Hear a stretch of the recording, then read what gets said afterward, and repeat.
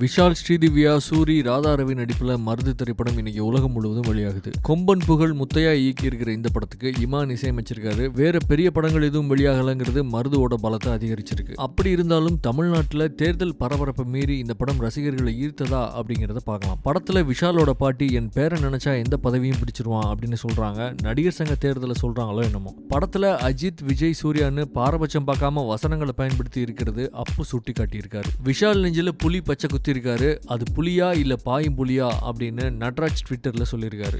Vishal punch பேசுறத பார்க்கும்போது அரசியலுக்கு வந்துருவாரோ அப்படின்னு லேசான பயத்தோட சரண் பதிவு போட்டிருக்காரு.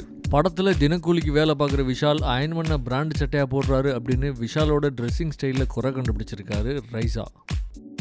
பாண்டியோட கலாட்டா தாங்கல போனை பத்தி பாடியிருக்காரு. பட்டி பார்த்து பெயிண்டிங் பண்ண சைனா மேக்கு, ப்ரொஃபைலில் படத்தை போட்டு காட்டுது ஜோக்கு, என்ன லவ் பண்ணுறன்னு சொன்னது ஃபேக்கு, இப்போ அண்ணனு தான் பேச்ச மாற்றி அடிக்குது பிரேக்கு.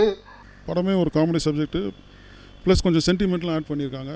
இந்த வருஷம் 2016ஆம் ஆண்டு விஷுவலில் என்னுடைய படங்கள் எதுவுமே வரல.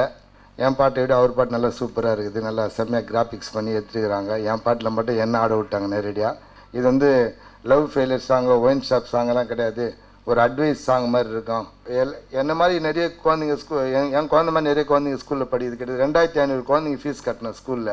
எனக்காக நேரம் ஒதுக்க முடியாது. நானும் லைனில் நின்று தான் ஆகணும். நான் போயிட்டு தனியாக போயிட்டு பணம் கொடுத்து வாங்குற பொருள்.